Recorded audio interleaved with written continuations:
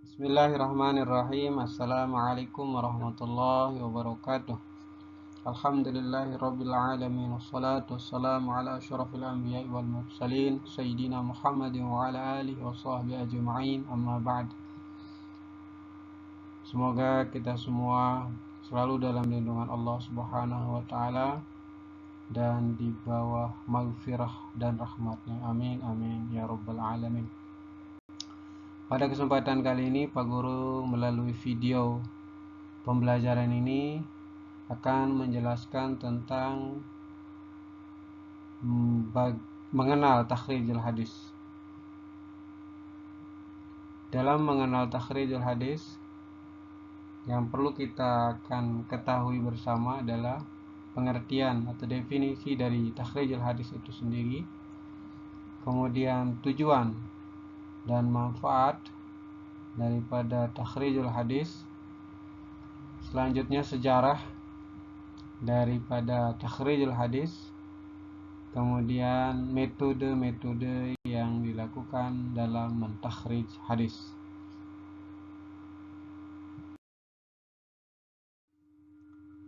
Kemudian kita beralih kepada pengertian daripada takhrijul hadis. Ada 4 hal yang perlu kita perhatikan di sini adalah baik itu secara bahasa, sinonim, dan pendapat-pendapat daripada ahli hadis, dan yang terakhir terminologinya. Kemudian nanti kita ambil kesimpulannya. Yang pertama, pengertian takhrijul hadis secara bahasa atau lugatan, berasal dari kata kharraja yukharriju takhrijan. Itu secara etimologi, secara bahasa mempunyai arti berhimpun. Dua hal yang saling bertentangan dalam satu persoalan. Kemudian para ahli hadis memaknai takhrij itu yang pertama dari segi sinonim kata ikhraj itu sendiri, yakni mengemukakan hadis kepada orang lain dengan menyebutkan sumbernya. Contohnya akhrajahul Bukhari. Jadi Imam Bukhari meriwayatkan hadis itu dengan menyebutkan sumbernya. Itu persamaannya. Kemudian pendapat para ahli hadis dari Mahmud At-Tahan memaknai takhrij dengan menunjukkan materi hadis di dalam sumber-sumber pokok yang dikemukakan berikut transmisinya dan menjelaskan kualifikasinya bila diperlukan. Kemudian menurut Suhud Ismail mendefinisikan takhrijul hadis itu dengan penelusuran atau pencarian hadis pada berbagai kitab sebagai sumber asli dari hadis yang bersangkutan. Yang di dalam sumber itu dikemukakan secara lengkap matan, sanadnya daripada hadis itu sendiri. Kemudian secara terminologi atau secara istilahan, takhrijul hadis adalah azul hadits allati tudhkaru fil musannafati mu'allaqatu ghaira musnadatin wala ma'zuwatin ila kitabin au kutubin. Yaitu mengembalikan hadis-hadis yang terdapat di dalam berbagai kitab yang tidak memakai sanad kepada kitab-kitab musnad. Ma'al kalami 'alaiha tashihan atau tadhaifan. Baik itu disertai dalam kalimat itu secara sahih, statusnya itu hadis itu disertai dengan pembicaraan tentang status hadis-hadis tersebut dari segi sahih atau dhaif. Waradan aw qabulan, ditolak ataupun diterima statusnya. Wa ma fiha minal ilal wa imma bil iktisari ala azwi wa ilal usul. Penjelasan tentang kemungkinan ilat yang ada padanya atau hanya sekedar mengembalikannya kepada kitab-kitab asal atau sumbernya. Jadi kesimpulannya adalah dari bahasa Arab, sinonim, pendapat para ahli hadis, kemudian secara terminologi, secara istilahan, kesimpulannya pengertian daripada takhrijul hadis adalah kegiatan atau usaha mempertemukan matan hadis dengan sanadnya. Itu. Jadi bagaimana mempertemukan matan hadis itu dengan sanad aslinya. Ya.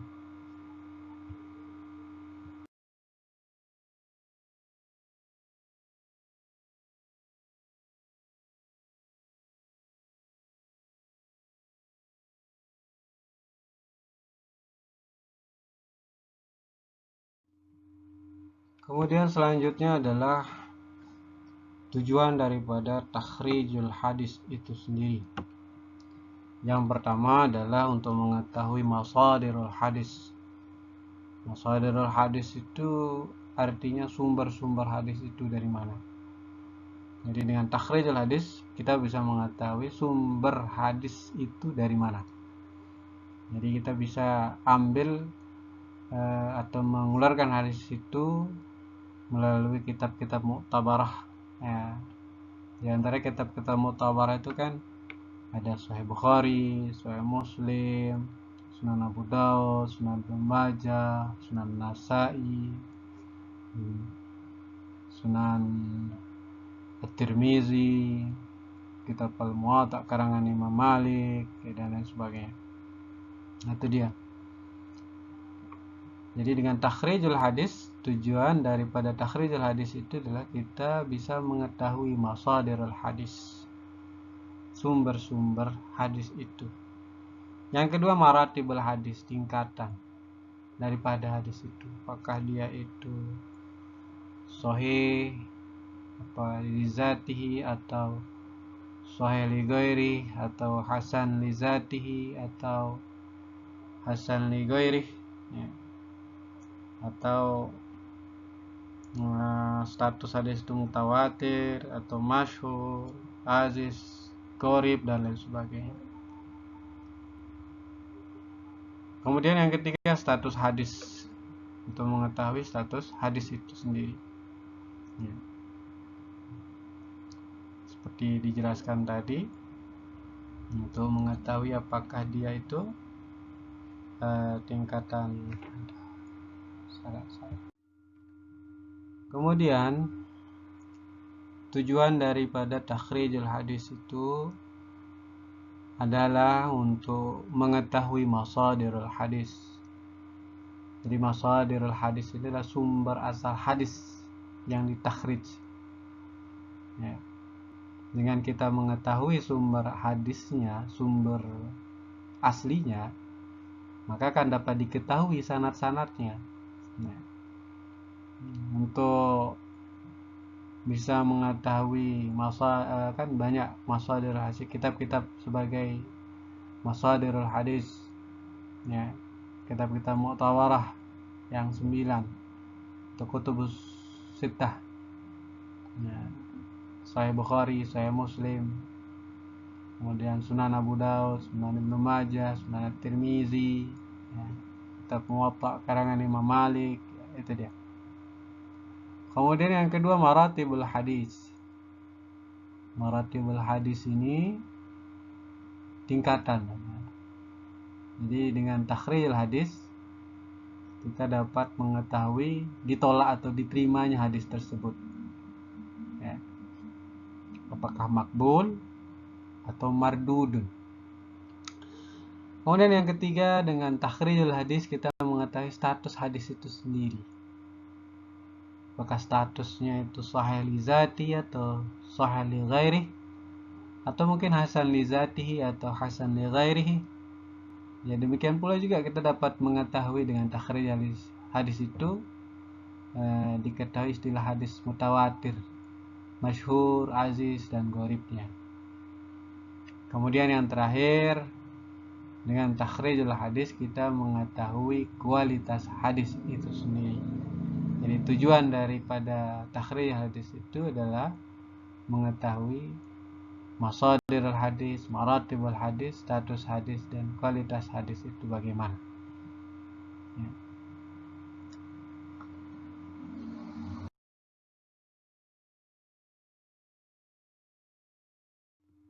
Kemudian selanjutnya, manfaat takhrijul hadis.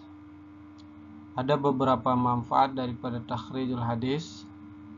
Yang pertama adalah dengan takhrijul hadis itu dapat diketahui banyak atau sedikitnya jalur periwayatan suatu hadis yang sedang menjadi topik kajian. Jadi jalur hadis periwayatannya itu nanti ketahuan dengan takhrijul hadis itu sendiri, ya. Karena dengan jumlah jalur periwayatan hadis itu mempengaruhi daripada status hadis itu sendiri dan kualitas hadis itu sendiri. Kemudian yang kedua, manfaat daripada takhrijul hadis itu adalah perawi yang samar bisa diketahui. Jadi memperjelas perawi hadis yang tidak diketahui namanya, ya, itu bisa dengan takhrijul hadis. Ya, tentu dengan melalui perbandingan di antara sanad-sanadnya. Karena dengan takhrijul hadis itu juga bisa membatasi nama perawi yang sebenarnya. Hal ini karena mungkin saja ada perawi-perawi yang mempunyai kesamaan gelar dengan adanya sanad yang lain, maka nama perawi itu akan menjadi jelas. Kemudian yang ketiga, status hadis. Seperti tadi dijelaskan di tujuan hadis, bahwa status hadis itu dapat diketahui dengan takhrijul hadis. Apakah statusnya sahih li zatihi atau sahih li ghairihi, hasan li zatihi atau hasan li ghairihi. Ya, kalian tentu masih ingat apa itu definisi, apa itu pengertian daripada hadis sahih li zatihi, hadis sahih li ghairihi, hasan li zatihi, dan hasan li ghairihi. Ya. Tinggal kalian mengulang pelajaran itu sendiri. Kemudian yang keempat, asbabul wurud. Manfaat dari takhrijul hadis itu adalah bisa menjelaskan sebab-sebab timbulnya hadis melalui perbandingan sanad-sanad yang ada. Jadi kalau dalam Al-Quran itu istilahnya kan asbabun nuzul, tapi kalau dalam hadis itu asbabul wurud, ya. Sebab-sebab hadis itu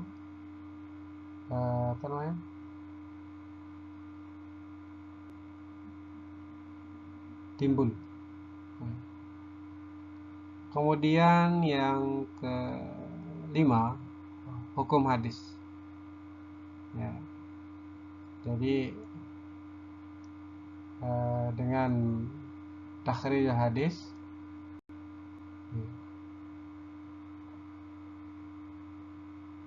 bisa menguatkan, ya, hukum dalam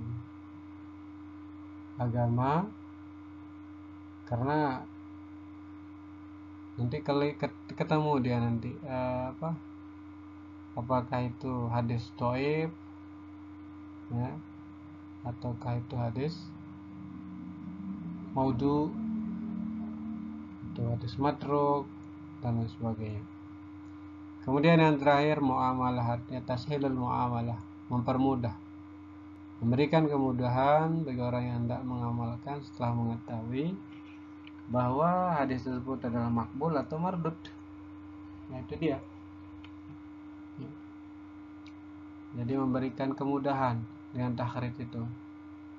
Mana hadis yang makbul, yang pantas untuk diamalkan, mana hadis yang mardud atau tertolak, yang tidak pantas untuk diamalkan. Nah, itu dia tentang manfaat takhrijul hadis. Selanjutnya kita berlanjut kepada metode takhrijul hadis.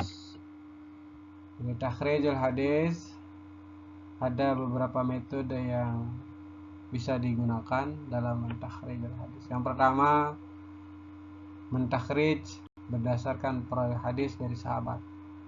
Jadi metode ini digunakan jika kita mengetahui nama sahabat yang meriwayatkan hadis yang akan ditakhrij. Jadi kalau tidak diketahui nama sahabat yang meriwayatkannya, tentu tidak dapat dilakukan takhrij dengan metode ini.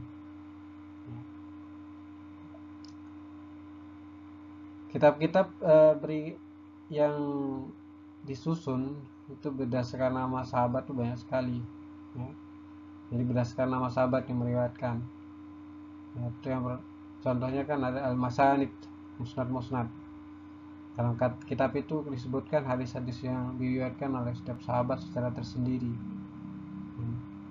Jadi selama kita sudah mengetahui nama sahabat yang meriwayatkan hadis, maka kita mencari hadis tersebut dalam kitab ini sehingga mendapatkan petunjuk dalam satu musnad dari kumpulan musnad tersebut. Kemudian ada lagi al-ma'jim, ya, al-mu'jam gitu. Maaf. Jadi mu'jam itu sunan hadis di dalamnya berdasarkan urutan musnad para sahabat atau para syuyukh, guru-guru, para sahabat, guru-guru ya tempat dan periwayatan hadis itu. Ya, disusun tapi sesuai huruf kamus hijaiyah. Yang kemudian ada istilah kitab-kitab al-atraf. Ya. Kalau kitab al-atraf ini biasanya disusun berdasarkan musnad para sahabat dengan urutan mereka sesuai huruf kamus. Ya, kayak di kamus bahasa Inggris. Ya, kalau misalnya dalam hijayah kan hamzah, alif itu ba, ta, selanjutnya begitu. Mana yang nama sahabat diawali oleh alif, nah itu bisa dicari langsung di sana. Kemudian yang kedua, takhrijul hadis dengan metode mentakhrij berdasarkan permulaan lafaz hadis. Ini tergantung pada lafaz pertama matan hadis itu. Ya, kalau alif yang pertama lafaz hadisnya, maka tinggal cari pada huruf alif. Kalau lam, ya tinggal cari di di huruf lam. Jadi hadis-hadis dengan metode ini dikodifikasi berdasarkan lafaz pertamanya. Ya, menurut urutan huruf hijaiyah. Misalnya mentakhrij hadis yang berbunyi laisa syadidu bisur'ah. Tinggal dicari saja huruf lam misalnya. Ya. Awalannya apa? Kalau lam, maka saya tinggal cari di pada huruf lam. Kemudian selanjutnya yang ketiga, metode takhrij hadis berdasarkan kata-kata dalam matan hadis. Metode ini adalah metode yang berdasarkan pada kata-kata yang terdapat dalam matan hadis, ya, baik berupa kata benda ataupun kata kerja. Ya. Jadi dalam metode ini tidak digunakan huruf-huruf, tetapi yang dicantumkan adalah bagian hadisnya, sehingga pencarian hadis yang dicari itu dapat diperoleh lebih cepat. Kitab-kitab yang berdasarkan metode ini banyak sekali, seperti Al-Mu'jam Al-Mufahras Al-Ahfaz Al-Hadis An-Nabawi karya Dr. Arinjan Fensing.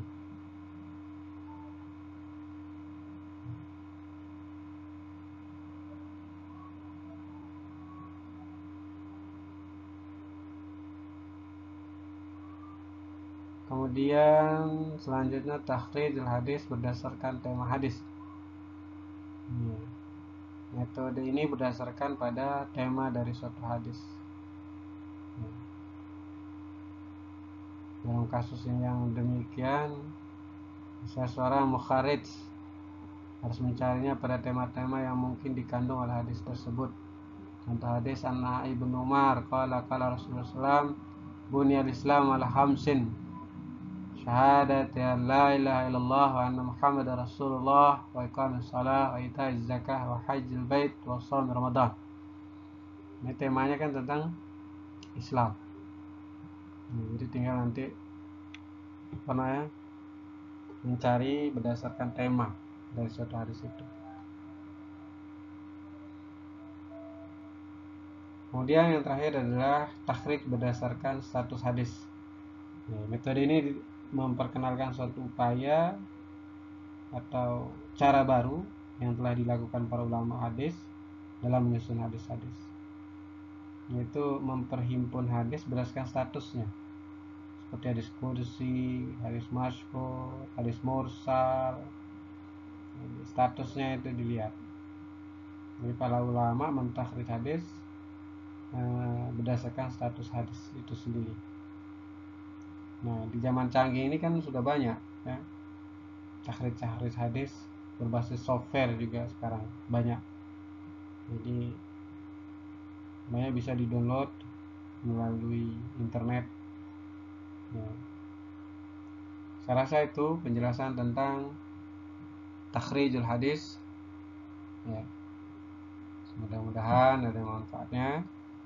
Mohon maaf atas segala bentuk kekurangan. Apabila ada yang perlu dipertanyakan, ada yang masih belum dipahami, bisa nanti kalian bertanya melalui chat e-learning, timeline e-learning man 15.